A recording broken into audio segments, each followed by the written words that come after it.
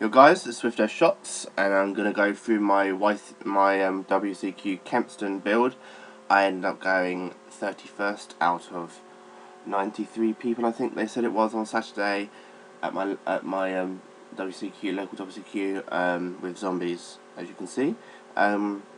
Basically I won 4, lost 3, I lost to Spellbooks, I lost to Hieratics on OTKs, and I also lost to Bujin. I decided I didn't want too many cards game 3, so some of those are a bit annoying, but I've made some changes since then, so I'm just going to run through this really quick, which is why it's on the computer and not on anything else. So I'm going to go through this really quickly, go through what happened at my local just in a different video. But this is the build I ran, and I came 31st, so top 32 is not bad with zombies. It was mainly Gearja that were there, Gearja, Noble Knights, things like that. The decks I beat were Card Fire, which was really good. Gearja first match was really good. Evil Swarm I beat as well. And the last one I beat was another Spellbook deck. So I'm beating some of the top tier with this, so I'm really happy with it. Any issues I had was I wasn't running enough back row, which I've now gotten changed and changed some stuff around for. So we'll talk about that in a different video. But I need to go through my top 32 basically deck and show you what happened with that. So we run the 2-trag, because it's so important to get this through, and then we run the Gauze, because no one expected Gauze. I won like 2-3 rounds with Gauze alone, because no one expected Gauze in this format, and people were fearing Gauze after the first time they saw it, so it was really good. Gauze is really good again now, in my opinion. BLS, Dark Arm Dragon, 2 Castle, 3 Mallies, 3 pushes. This Mavlet Goken N actually was really good. I don't think I'd run any more than 1 copy now though. Basically, you can normal summon this card without tributing. It's a light zombie, it's a target for Dragon's Mirror, and it helps you push your Mally plays through for an M7. So it's really good. You can also make a Beals off it with a Plague Spreader. It's also a reborn target for Mizuki. So you have so many options with this card. When you try and even get to use the burn effect, because when it's normal summon without tributing, if it's still there without a zombie, you take the 24, but you normally get to the point where you're going to use it to make something before you can get to that stage, so it's not a big deal. It was really good. It helped me win 2 games over the weekend through M7 pushes, so it was really good. 3's on Master, because 2's not enough, and you need to draw monsters that aren't Dark Grepher, preferably in this, to help you get out your dead hands when you draw too many of these cards. So 3's the better option for that. 1 in the grave also is a good target for Dragon's Mirror.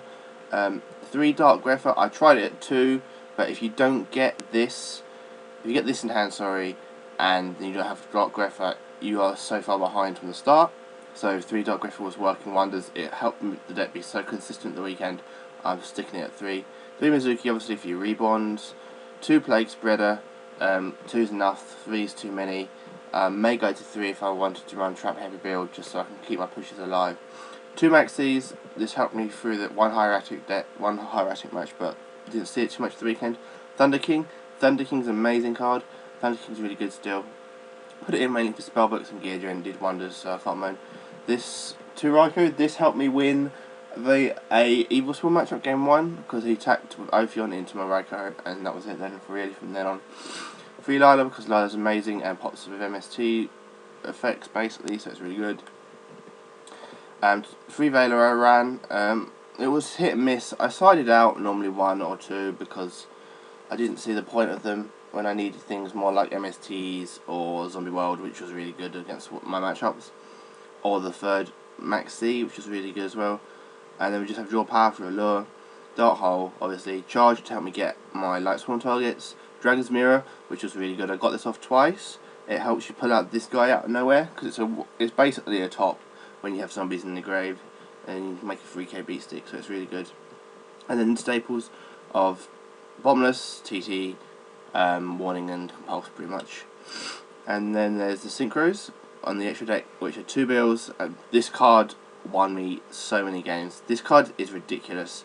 I was like, it's alright, but this card, when you have Effect Veiler or Back Row set, is too good. They have to try and push to take it or do something where they can get around this, and you just sit there and wait for a response. You wait to respond with a Veiler or a trap, and they have to push for this because they need to get rid of it. It's really actually good. I made Void Ogre v Spellbooks. This card's amazing. Void Ogre. I got the Void Ogre and Beale's Lock off twice against Spellbooks, game 1 and game 3, so that was really good. Didn't use this at all, Crimson Blader, which is quite sad. Barely used Stardust as well. Scrap I used a lot with Beale's just to target it and then popping a spare card, so I was popping a spare card turn. Cross Fighter I used once, I think, for Bujin. This is really good too. I didn't get to play anything where I got to use it any more than once. I think I used it on Bujin because so they couldn't drop a crane, that was it. Talked about him, he's a really good card, really easy to make pushes through with more damage. This is probably my MVP of the weekend, to be honest, next to Beale's. So it was Beale's and M7. M7's like my go-to card as much as Beale's because you get to take back any of this stuff up here. Any of this stuff, or a Raikou, or Thunder King, or a Lila. And it's like, or Vela, or even a Maxi. And so you get to recycle 2/3 of the deck through an M7, and it's a 27 beater, and it's a light target for all your chaos stuff, which you're going to try and reset. So, one time I had 3 Darks in Grave, and I just went to Dad, and I pushed from there, so it was really good. This card's really good too, 101. I found that I was using it quite a bit. My other MVP, if I was going to go for the third one of the weekend, was Exton. This helped me beat the Gearge player. I went into this 4 times at the weekend. 3 of them got Fiendish Chained, but the one that mattered was the Gearge player. Game 3, my first match, and I won from that position, so it was really strong. So it was really, really good. This helps recycle, and this is another important card to help you get Mizuki in the grave after you've done a Dark Weather play. And this was my side for the weekend. I didn't have mistakes. If I'd had mistakes, this would have been a lot better for me. I reckon I might have gone 5-2 even, because of the Spellbook matchup. Would have been so much easier for me. So, but I didn't have them, so that was just that. 3 MST. Obviously, I want more destruction in case there's in case there's chain burn. I need that. This one Light Imprisoned Mirror was at 2, but it's now at 1. Is for Bujin and of course Lightsworn, which there are a fair few of as well. And Noble Knights it hurts too, because a lot of them are light. 2 Royal Decree. I only went to this once. It was against Gearge player as well, because they set 5 back row and it worked really well that game. Didn't go to these. I'm tempted to side them out at the moment. 5-fist players, don't like them. I didn't see them against the 5-fist player that I played, but they're really good for 5-fist, for Dark World, the Harpy, anything that gets an attack boost off Field Spell or attack boost off anything else like Bujin 2, they're really good against that too. This card is really good as well, System Down, locks out Gearger. I didn't see it, but it locks out Gearger. This was my best side of the weekend, Zombie World, and I'll tell you why now. Basically, it turns everything in the graveyard and on the field zombie type.